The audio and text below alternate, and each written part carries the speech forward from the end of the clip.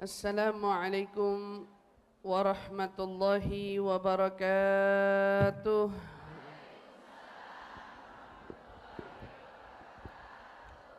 Alhamdulillahi rabbil alamin. Wabihi nasta'inu ala umuri dunya waddin. Wassalatu wassalam ala ashrafil anbiya'i wal mursalin, Sayyidina wa habibina wa syafi'ina wa qurrati a'yunina Muhammadin sallallahu alaihi wa ala alihi wa sahbihi wa sallam. Subhanaka la ilma lana illa ma 'allamtana innaka antal alimul hakim. Rabbi zidna ilma warzuqna fahma. Amin amin ya rabbal alamin. Allahumma inna nas'aluka ilman ladunni wal mashraba safiyal hani ya wahhab ya ghani. Allahumma inna nas'aluka ilman ladunni wal mashraba safiyal hani ya wahhab ya ghani. Allahumma inna nas'aluka ilman ladunni wal mashraba safiyal hani ya wahhab ya ghani. Alhamdulillah thumma alhamdulillah. Limpahan syukur bersama kita panjatkan kepada Allah Subhanahu wa taala yang mengumpulkan kita di hari yang mulia, di waktu yang baik, yang mudah-mudahan ini semua menandakan betapa Allah Subhanahu wa taala menjaga kita, mencintai kita, memelihara kita, sehingga kita semua insyaallah menjadi orang-orang yang dipilih Allah nanti masuk dalam surganya.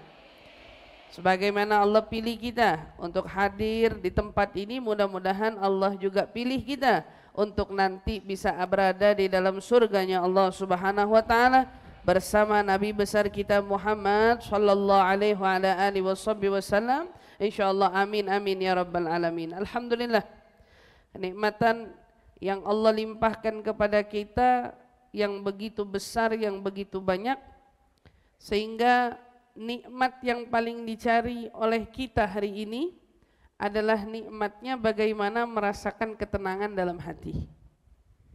Karena memang nyatanya hati tenang itu bukannya kita yang punya kuasa, tetapi hati yang tenang itu adalah anugerah dari Allah Subhanahu wa taala. Dan hari ini orang lebih mengejar ketenangan hati daripada mengejar harta duniawi. Berapa banyak dari mereka bahkan frustasi menghadapi hidup di dunia yang fana ini karena mereka merasakan tidak memiliki ketenangan dalam hati. Al-Imam Ali bin Abi Thalib karramallahu wajhah, Imam Ali, beliau pernah berkata gini, orang yang pengen hatinya tenang tuh gampang, tinggal jalanin 3 hal ini aja dalam hidupnya. Orang yang pengen hatinya tenang gampang, tinggal jalanin 3 hal ini aja dalam hidupnya. 3 hal dalam hidup ini, yang pertama, diam. Jangan banyak komentar, jangan banyak ngomong. Karena orang yang banyak komentar sama yang banyak ngomongnya, pasti orang itu orang yang punya banyak maunya. Orang yang kayak begini gak bakal tenang hatinya. Jadi orang kalau kepengen ngerasain tenang, pertama coba banyakin diem. Mulut jangan ngomong. Jadi bukan berarti diem itu dia ngasingin diri, nggak mau ketemu sama orang, diajak ngomong, diem aja gitu. Ya, bukan gitu, bukan. Tapi dia menghindari dirinya dari berucap kebanyakan. Hindarin aja. Apapun yang bikin dia jadi banyak ngomong, jauhin. Karena ternyata emang kecelakaan kita dalam hidup itu seringkali terjadinya kan karena mulut. Makin kita bisa jaga dia, makin kita selamat. Makin kita nggak bisa kendaliin dia, makin kita celaka. Jadi kalau pengen tenang katanya, diem. Kalau udah diem disuruh apa? Yang kedua, yang datengin kita bisa jadi orang yang tenang itu ibadah. Hari ini banyak orang pengen tenang, tapi sibuknya, repotnya nyari apa? Tempat yang menenangkan. Repot staycation. jalan-jalan. Healing, orang sekarang bilang. Iya, mereka mengkaitkan ketenangan itu pada lokasi, pada zona waktu, pada keadaan tertentu. Dikira kalau dia pergi, kemana tuh? Ke tempat-tempat yang menurut dia indah itu, dia healing. Katanya itu bisa nyembuhin, bisa sih. Tapi yang jadi pertanyaan, itu tempat nyembuhinnya seberapa besar? Karena hakikatnya kan yang dicari dari orang-orang yang pada jalan-jalan itu, yang dicari apa? Belajar menenangkan tubuhnya sendiri. Dia belajar nenangin tubuhnya. Makanya ada orang yang habis jalan-jalan pulang rentak lagi badannya. Nggak jadi sembuh. Bener. Waktu punya duit, dia bilang mau healing. Healing lah dia, kayak gitu. Begitu pulang eling.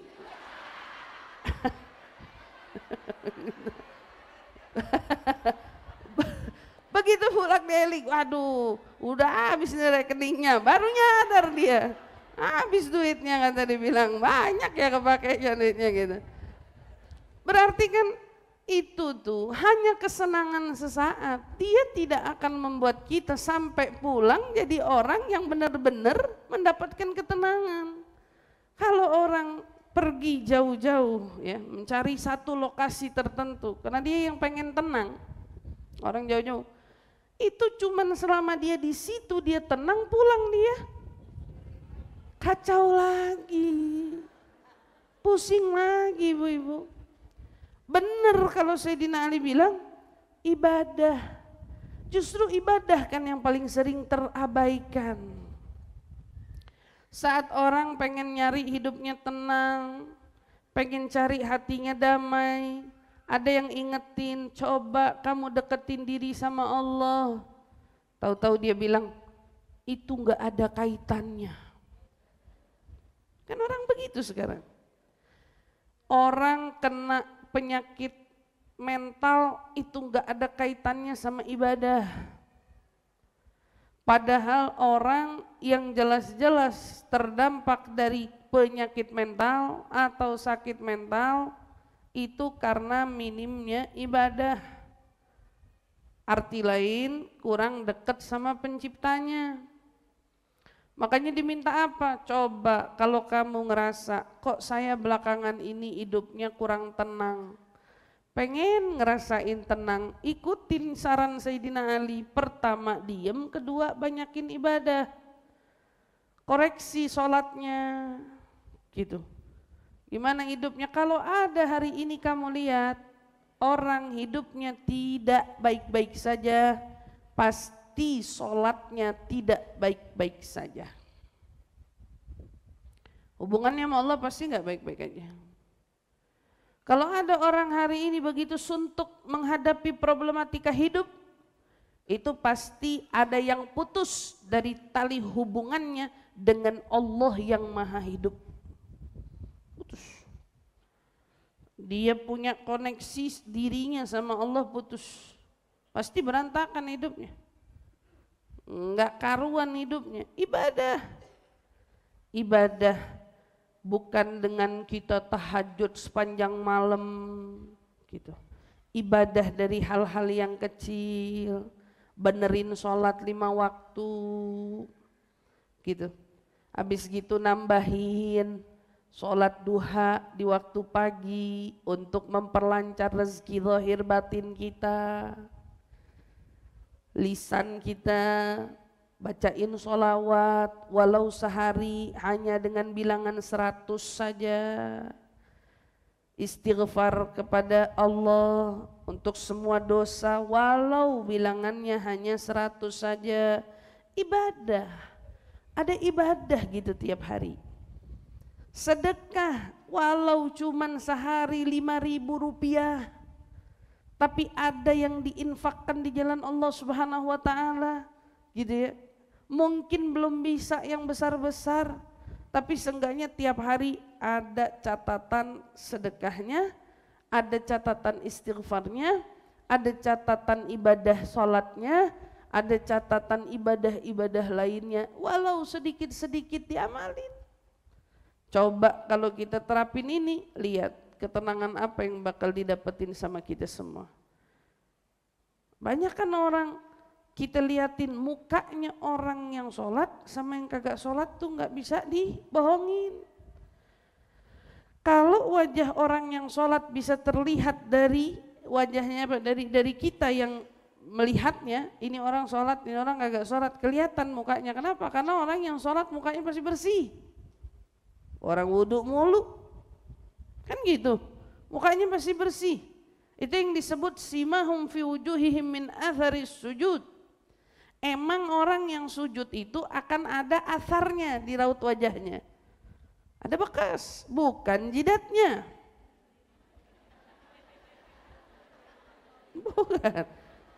Bukan jidatnya.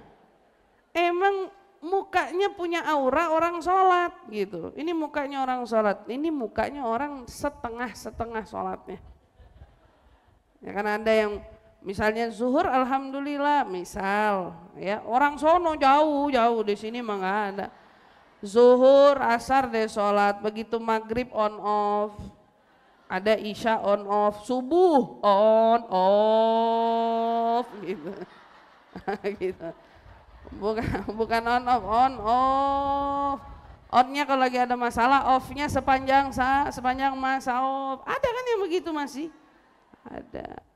Nah, insya Allah, tapi kalau orang-orang majelis mah nggak ada off-nya, on terus insya Allah. Ya, sholat terus insya Allah nggak ada yang lepas. Nah itu kan menjadi apa? Menjadi pelajaran bagi kita. Kita semua yang sholat rasanya kan beda. Habis sholat rasanya di hati itu beda. Pasti orang yang susah nemuin ketenangan dalam hati pasti ada masalah sama urusan sholatnya. Pasti dia ada masalah sama urusan ibadahnya. Pasti, gak mungkin enggak. Nah Sayyidina Ali bilang, coba banyakin ibadahnya. Coba ibadahnya dibenerin. Coba ibadahnya diperbaikin. Sholatnya, sedekahnya, ya, istighfarnya, sholawatnya, coba dibenahin. Itu yang kedua. Kemudian apa yang ketiga? Yang ketiga, tinggalkan hal yang sia-sia. Kebanyakan masalah yang terjadi di tengah-tengah kita hari ini, kenapa kita seringkali tiba-tiba sumpek tapi nggak punya alasannya? Kenapa kita tiba-tiba suka merasakan kegelisahan tapi nggak tahu apa alasannya? Ini cukup tahu aja, ternyata alasannya kita banyak melakukan perbuatan yang sia-sia. Ustazah, perbuatan yang sia-sia itu seperti apa? Contoh, seperti anak muda hari ini banyaknya duduk di tempat minum kopi. Itu tempat minum kopi dibuat makin hari makin menjamur di mana-mana. Yang jadi pertanyaan, duduk di situ berjam-jam ngapain?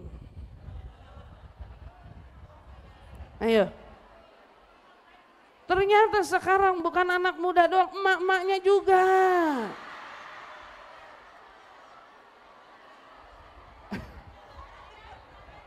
Gimana? Kan gitu, pada saat duduk nongkrongan di kafe gitu. Ibu-ibu juga begitu emangnya? Kata Ustazah Aluya, ibu-ibu mah nongkrongnya di tukang bakso. Gitu. Iya. Kalau ibu-ibu nongkrongnya di tukang bakso, ala kulihal. Ya di mana aja, mau di tukang bakso, mau di kafe, tempat minum kopi. Tapi coba kita lihat deh. Hari ini orang makin minim buka restoran. Nggak perlu orang cari restoran karena makanan bisa datengin dia di mana aja dia. Makanya restoran jarang laku sekarang. Gitu. Tapi yang dibuat apa? Tempat-tempat duduk yang nyaman. Mereka bikin kafe-kafe untuk teman-teman yang datang itu duduk nyaman. Kalau istilah-istilah bahasa sekarang Instagramable.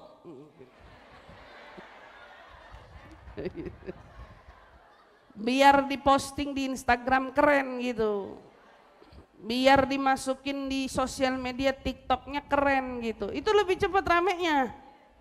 Nah yang dicari apa? Itu coba lihat menunya mah sedikit, hampir kagak ada menu, yang ada juga kopi doang yang dijual sama dia. Kopi beraneka ragam macam-macam di situ ada. Mau kopi gimana? Mahal lagi. Ya mahal, orang ente duduk di situ 3 jam. 3 jam kamu duduk untuk 1 gelas kopi, rugi dia. Itu semua coba dipikir-pikir, ngapain ya? Bisa duduk 3 jam, cerita, scroll HP, mainin HP mulu. Duduk sama temennya tapi kagak ngobrol kan? Gak ngobrol. Itu kan semua perbuatan yang sia-sia. Kalau orang udah kebanyakan durasi kesia-siaannya, pasti akan ada yang menurun pada tingkat tubuhnya, baik itu dari kualitas fisiknya sampai kualitas mentalnya. Fisiknya lemah, cepet capek. Kita kan bingung sama anak-anak sekarang, kok capek ya? Orang cuman duduk di kafe 3 jam. Kan dia nggak ngapa-ngapain ya, dudukan aja sama teman-temannya, tapi dia yang paling sering bilang pegel, pusing, pinggang sakit. Anak-anak ngapain dia? Durasi di kampus nggak seberapa, durasi di tempat sekolah nggak seberapa, durasi dudukannya itu yang luar biasa. Tapi ternyata nggak sadar, pinggang ngebet, tengkok sakit. Sebenarnya nggak beda jauh sama emak-emak hari ini kan. Begitu bilang anak-anak muda sekarang ada masalah apa ya? Kok pada kesakitan pinggangnya, kesakitan tengkoknya, apa jangan-jangan tua belum waktunya gitu. Ternyata apa yang dikatakan oleh para ulama, hirmanul badan, badannya lemes. Badannya lemes. Itu baru dari apa yang dipandang oleh ulama. Makin kamu menyeburkan dirimu pada perkara yang dipenuhi dengan kesia-siaan, maka kualitas tubuhmu akan menurun. Fisikmu, energinya menurun. Ditambah lagi mentalmu pasti, alias batinmu, hatimu juga menurun. Itulah kenapa akhirnya merasakan gelisah, sumpek, bosan, pengen keluar, pengen cari angin segar, pengen lihat sesuatu yang enak dilihat. Kalau lihat kamarnya sumpek, lihat rumahnya sumpek, anak muda lihat emaknya sumpek, emaknya lihat anaknya sumpek, gitu, ya kan? Suami lihat istri sumpek, istri lihat suami sumpek, gitu. Sumpek. Penanya kapan keluarnya sih nih gitu. Kapannya? Itu semua sebabnya apa? Iya, ternyata kita nggak sadar. Ada yang overdosis, yaitu perbuatan yang sia-sia. Kita kalau ngomongin banyak hal, tapi kita angkat itu aja dulu. Berapa banyak kesia-siaan itu terbuang, durasi waktu 3 jam tanpa adanya kejelasan. Kalau orang meeting 3 jam kan enak. Meeting 3 jam ada hasil, ya kan? Meeting 3 jam ada keputusan. Diskusi belajar dengan kawan-kawan menghasilkan satu proyek gitu. Satu karya, bener kalau kayak gitu. Lagi study bareng-bareng, bener. Ibu-ibu lagi ada urusan kumpul sama mama yang lain, ayo nih kita mau bikin apa setelah ini. Kita habis gini bikin ini, kita urusan kita begini. Pulang ada hasil. Kalau yang begini nggak usah dikoreksi, yang kita mau koreksi bengongnya. Bengongnya itu duduk di satu titik, satu lokasi, pulang nggak bawa apa-apa, kosong. Kosong. Kurang lebih ilustrasinya begini, kamu datang untuk minum kopi bukan? Setiap kali kau duduk hanya menyeruput kopi di situ, saat kau seruput kopinya, terseruput juga energi tubuhmu di sana. Maka apa yang terjadi? Kopinya habis, kamu pulang karena energimu sudah habis. Energimu sudah habis. Habis kopinya, habis energinya. Apa yang terjadi dengan keadaan ini? Yang terjadi banyak dampaknya. Kedamaian dalam hati nggak ada, udah pasti. Kalau hati terus dirundung kegelisahan, nanti ujung-ujungnya yang dipersalahkan adalah takdir kehidupan. Nanti yang dipersalahkan kenapa hidupku begini-begini aja. Nanti yang dipersalahkan seolah-olah Allah Subhanahu wa Ta'ala tidak memberikan dia ketetapan hidup yang semestinya, padahal gak ada kaitannya. Gak ada kaitannya. Kenapa orang bisa sependek itu pikirannya? Iya, kayak orang yang emosian, gak boleh dicolek dikit, kepancing emosinya. Orang yang seperti ini berarti pendek juga, sumbu kesehatan mentalnya. Dikutik dikit sakit dia, kesenggol dikit sakit dia. Jagain. Ketenangan hati berharga. Dan Allah jawab di dalam Al-Quran, huwallazi anzala as-sakinata fi qulubil mu'minin. Kata Allah, dialah Allah yang menurunkan ketenangan, ketentraman, kedamaian di hati orang-orang yang beriman. Ada orang bilang, ustazah ibadah butuh tenang, betul. Tapi untuk menjemput ketenangan, kau juga butuh ibadah. Jadi jangan dibalik. Ibadah butuh tenang, untuk menjemput ketenangan kau butuh ibadah. Ala bidzikrillahi tatmainnul qulub. Ala bidzikrillahi tatmainnul qulub. Allah katakan alladzina amanu wa tatmainnu qulubuhum bidzikrillah. Ala bidzikrillahi tatmainnul qulub. Apa yang duluan disebut sama Allah? Alladzina amanu, orang yang beriman. Wa tatmainnu qulubuhum bidzikrillah. Orang yang beriman itu punya ciri, kapan hatinya tenang?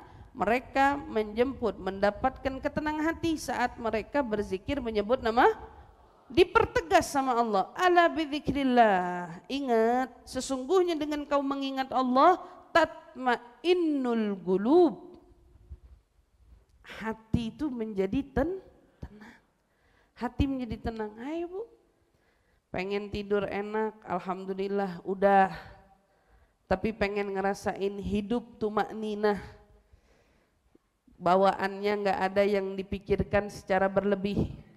Nasib anakku gimana nanti? Jodohnya siapa? Kira-kira tinggalnya di mana? Punya rumah apa kagak? Entar dapat orang mana? Dibawa jauh apa kagak? Macam-macam. Kan namanya orang tua. Iya.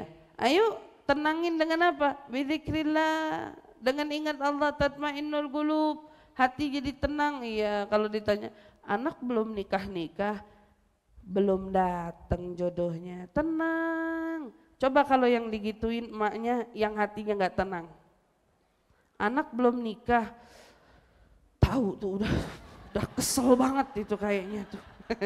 Mama itu udah kesel banget, tahu itu. Anaknya banyak milihnya, pusing saya. Jawabannya itu jawaban panik kan?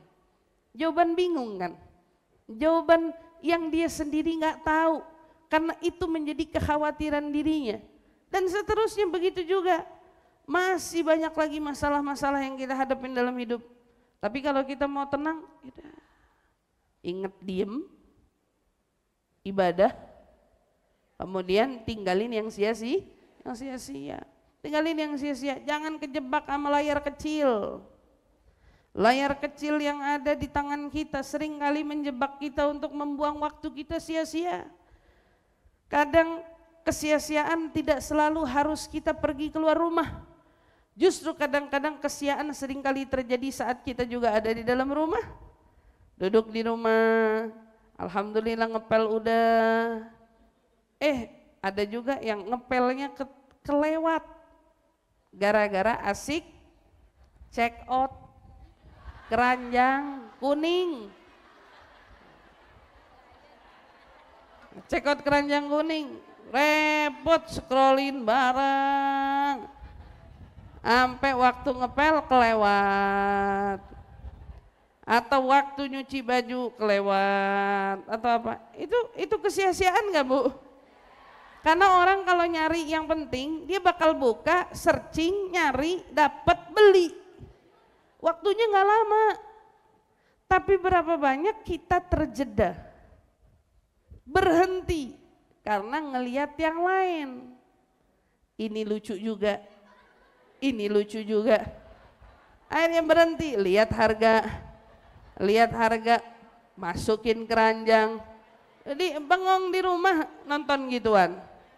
Belum lagi, ya itu memang kalau dibilang itu tuh yang suka, yang dibilang keranjang kuning tadi kan, suka tiba-tiba jualan sesuatu mendadak, ditonton sepanjang waktu.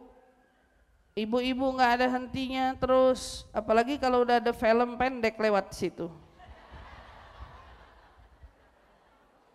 Bengong tuh nonton, liatin dulu sampai kelar, sampai habis. Berapa banyak waktu kita kebuang? Satu yang ditonton durasinya bisa berapa menit. Dan terus panjang, waktu kebuang. Pantes ibu-ibu ngerasa capek ngerapiin rumah, waktu nggak ada, waktu sempit gitu, ya kan, waktunya sempit, benernya kagak. Yang bikin sempit itu bengongnya ibu waktu mandangin HP, karena kita nggak sadar ternyata bengongnya itu setengah jam, HP baru ditaruh lagi. Ternyata tangan gatel, baru nyapu sampai ujung, balik lagi. Kan begitu kan? Coba diperhatikan, nggak nyadarnya itu berapa lama waktu yang kebuang, tapi penuh kesia-siaan. Makanya dari sekarang latihan. Ini aja nih Bu, bulan Rejab udah mau habis. Padahal bulan Rejab waktu agung, waktu yang luar biasa mulianya. Tapi banyak di antara mereka yang menghabiskan Rejab ini dengan kesia-siaan belaka. Istighfarnya minim, sedekahnya minim mungkin, perbuatan baiknya minim. Kita kejar mumpung masih ada sisa waktu. Mulai sekarang kurangin tuh intensitas kita sama handphone. Kita mau belajar nenangin diri, jangan banyak ngomong. Belajar juga untuk apa? Nukfir ibadah, banyakin ibadah. Dan kita belajar ninggalin yang kesia-siaan. Buat apa? Kita mau menyambut datangnya bulan suci Ramadan. Karena Ramadan itu secara atmosfer itu nggak bisa diputar, nggak bisa dimain-mainin. Ramadan anginnya aja hembusannya beda. Jadi kalau ditanya Ramadan itu bulan nenangin enggak? Sebetulnya sangat-sangat menenangkan.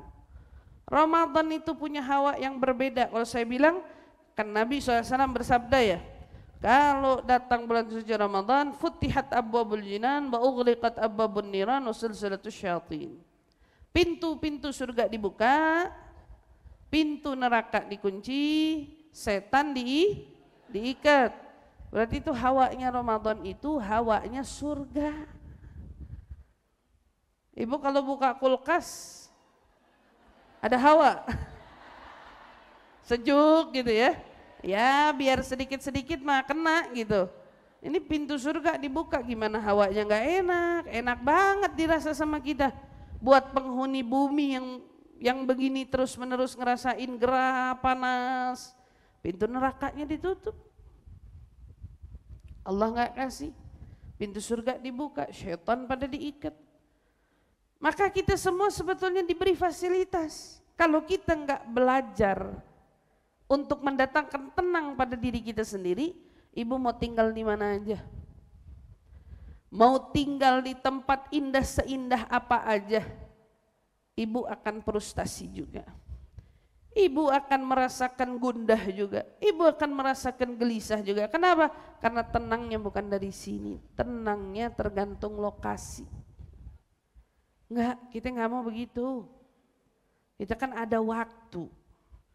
Enggak bisa terus-terusan begitu. Ini banyak kan. Coba hari sekarang kalau kita Sabtu Minggu aja pergi kemana? Ke tempat yang kiranya tempat orang pada jalan-jalan. Enggak bisa gerak. Kenapa? Karena selama ini orang berpikir nyembuhin diri harus pergi ke satu tempat tertentu. Nyembuhin kegelisahan hati harus ngelihat sesuatu yang indah dulu. Padahal enggak gitu. Tenang aja belajar dari Sayyidina Ali bin Abi Thalib karamallahu wajhah. Sayyidina Ali bilang, diem, ibadah, tinggalin yang sia-sia. Ternyata ini semua yang paling dibutuhin kita di bulan suci Ramadan. Ramadan jangan banyak ngomong. Biar nggak banyak keceplosan. Yang menggugurkan pahala puasa. Jangan sampai nanti Ramadan kita cuman kehausan, kelaparan, keletihan. Enggak, tapi kita mau Ramadan, kita dapat pahala yang banyak. Kesempurnaan dari ibadah. Kita pengen ngerasain nikmatnya puasa, kan gitu. Tapi gimana caranya? Diam, jangan banyak komentar kalau Ramadan, jangan banyak nyaut kalau Ramadan gitu. Dari sekarang kalau udah bisa nyicil belanja baju, belanja. Ntar jangan nunggu 10 terakhir, sayang. Kadang-kadang kita nyarinya yang udah nyekak waktunya. Nah, waktu udah nyekak kan sayang durasi waktunya, sampai kadang-kadang demi sebuah baju lebaran kehilangan terawihnya. Ada nggak yang begitu? Ada gitu, ada yang begitu. Beli dari sekarang, nyicil-nyicil gitu Bu. Yang punya anak, punya cucu pengen dibeliin boleh, nggak ada larangan, tapi pinter-pinter sama waktunya. Itu pinter-pinter sama waktu, jangan sampai salah. Itu Ramadan butuh apa? Butuh ibadah. Kalau kita nggak bisa memaksimalkan ya kualitas ibadah kita dari sekarang, nanti Ramadan gimana ceritanya? Makanya latihan dari sekarang. Sekarang pelan-pelan, duha diistiqomahkan, witir diistiqomahkan. Nanti begitu masuk Ramadan, insya Allah lebih terbantu. Insya Allah Ramadan lebih terbantu. Ada orang pernah ngomong sama saya bikin di Banat sholat tasbih, habis tasbih terawih, kan gitu. Ada orang nanya, itu beneran ada orangnya gitu. Nanya ada orangnya katanya. Lah saya bilang alhamdulillah kalau ada mah ada aja. Kenapa dia bisa bertanya begitu? Karena dia tidak pernah melakukan itu. Jadi dianya sendiri meragukan kalau dia, apa iya saya sanggup ya? Kita kalau lihat orang yang sholat di Masjidil Haram, kita kan ngeliatin durasinya, terawih 2,5 jam. Kita bingung, karena kita nggak pernah ngelakuin itu, kita bilang, kayaknya kalau saya sih kagak sanggup itu. Kenapa? Lama banget. Tapi kita bingung nggak?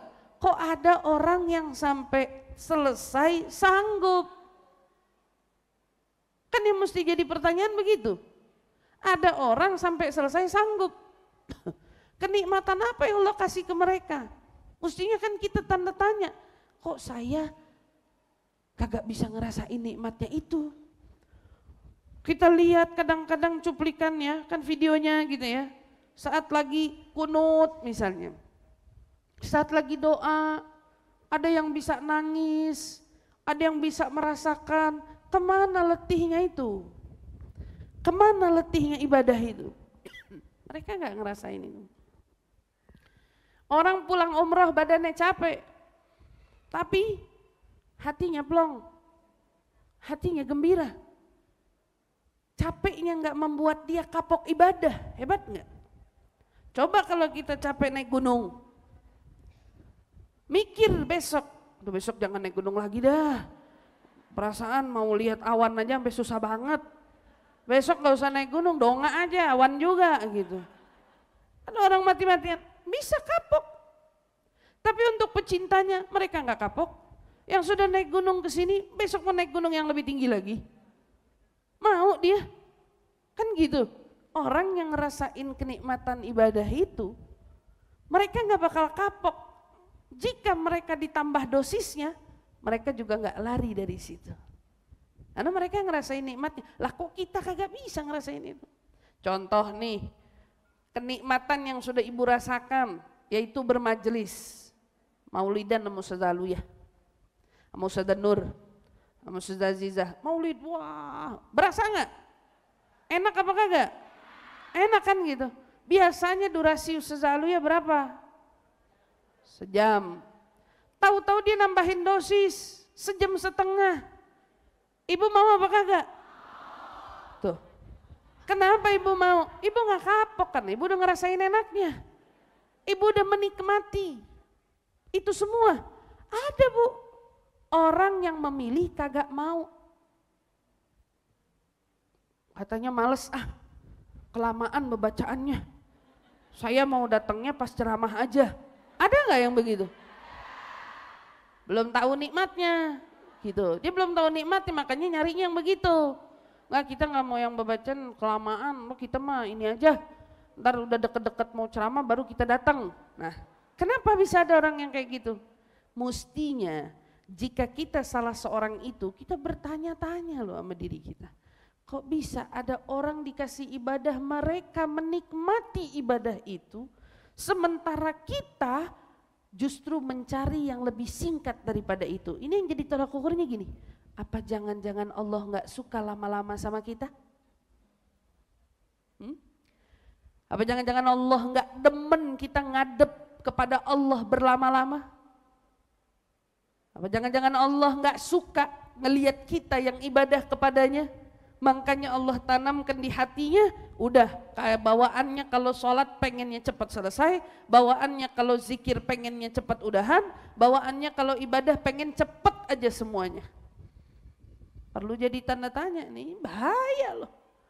Jangan-jangan Allah tidak berkenan dengannya, bukan kamu yang tidak berkenan ibadah kepadanya. Nah ini bahaya. Ingatkan diri kita itu saat melihat ada ibadah yang kita belum sanggup melakukannya, kita perlu mengevaluasi diri. Ada salah apa sama diri kita sampai kita enggan melakukan ibadah tersebut?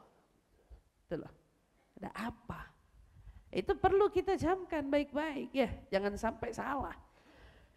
Ramadan butuh ibadah, butuh kesehatan fisik, kesehatan rohani, yaitu kesehatan mental. Karena kalau kita nggak punya itu, nah, ibadahnya pasti setengah-setengah. Ramadan tempatnya kita menjauhkan diri dari kesia-siaan. Loh bu, kalau diajakin bukber, jangan gampang iya. Karena jujur aja, bukber bikin maghribnya telat. Betul apa kagak? Udah maghrib telat, bukber bikin kita terawih lewat. Betul apa kagak? Jadi kalau mau diajakin bukber, kalau bukan keluarga, orang tua misalnya gitu ya, sanak famili saudara yang benar-benar, mending gak usah.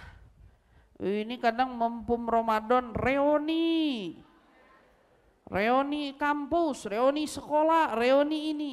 Kalau kamu mengerjakan itu maghribmu benar, terawihmu benar, bodoh amat. Tapi ingat, obrolan itu jangan sampai ada kesia-siaan. Ini sia-sia aja dilarang, apalagi ada ghibah, apalagi ada namimah, apalagi ada hal-hal yang na'udzubillah min dzalik, yang di situ adanya fitnah. Jauhin. Ramadan bukan tempatnya kita nyari itu semua. Makanya pengajian aja ditawakufin semua sama ulama kita. Biar apa? Ramadan ibadahnya tumakninah, enggak terpotong dengan hal-hal apapun, enggak ada durasi jalan waktu yang kebuang begitu aja, enggak. Semuanya diminta untuk fokus dalam ibadah. Yang mudah-mudahan insya Allah kita semua dikasih sama Allah kesehatan, keafiatan, keselamatan. Mudah-mudahan insya Allah kita bisa benar-benar memaksimalkan ibadah kita, yang dengannya kita berharap ya Allah, Allah turunkan ketenangan di dalam hati kita, kedamaian di dalam hati kita, kesehatan jasmani dan rohani kita, yang insya Allah mudah-mudahan dengan diam Allah subhanahu wa ta'ala lebih menjaga kita, dan dengan ibadah Allah semakin meninggikan derajat kita, dengan meninggalkan kesia-siaan Allah semakin menggugurkan dosa-dosa kita, insya Allah. Amin amin ya rabbal alamin. Mudah-mudahan insya Allah Majelis Ta'lim Al-Harisun yang dipimpin oleh Al-Ustaz Zid Haulain, mudah-mudahan Allah subhanahu wa ta'ala panjangkan umurnya, Allah sehatkan badannya, Allah berkahi hidupnya, rumah tangganya, anaknya, dan mudah-mudahan insya Allah majelis ilmunya semakin menjadi majelis ilmu yang dipenuhi dengan kemanfaatan, kebaikan, yang mana di kajian ini kita senantiasa membahas tentang haknya saudara dengan saudara, haknya kita dengan sesama kita, yang insya Allah semakin memperbaiki muamalah kita antar sesama kita, menjauhkan kita dari apa? Dari dosa dengan sesama kita, insya Allah. Amin ya rabbal alamin. Mudah-mudahan semua hajat-hajat kita diijabah oleh Allah subhanahu wa ta'ala, hajat dunia, hajat akhirat, insya Allah mudah-mudahan. Amin ya rabbal alamin. Ala hadhihi niyah wa ala kulli niyatin salihah jami'ah syamilah wa ila hadratin nabi sayyidina Muhammadin sallallahu alaihi wasallam bisirril Fatihah. Bismillahirrahmanirrahim. Alhamdulillahi rabbil alamin arrahmanir rahim maliki yaumiddin iyyaka na'budu wa iyyaka nasta'in ihdinas siratal mustaqim siratal ladzina an'amta 'alaihim ghairil maghdubi 'alaihim waladdallin. Amin amin ya rabbal alamin. Ibu-ibu, saya minta kesediaannya baca suratul Fatihah untuk yang kurang sehat. Mudah-mudahan insyaallah semua yang sakit-sakit Allah angkat penyakitnya, Allah berikan kesembuhan, insyaallah segera ditemukan obatnya. Amin ya rabbal alamin. Khusus untuk Al-Habib Ali Ridha bin Idrus Al-Attas.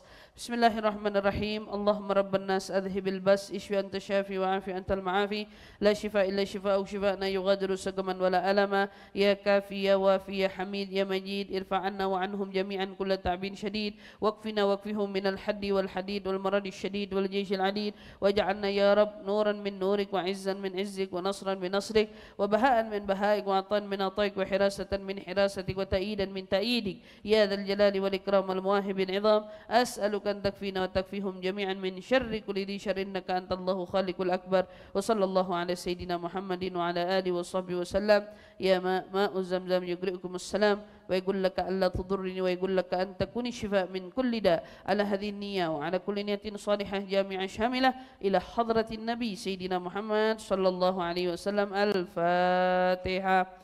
أعوذ بالله من الشيطان الرجيم. بسم الله الرحمن الرحيم.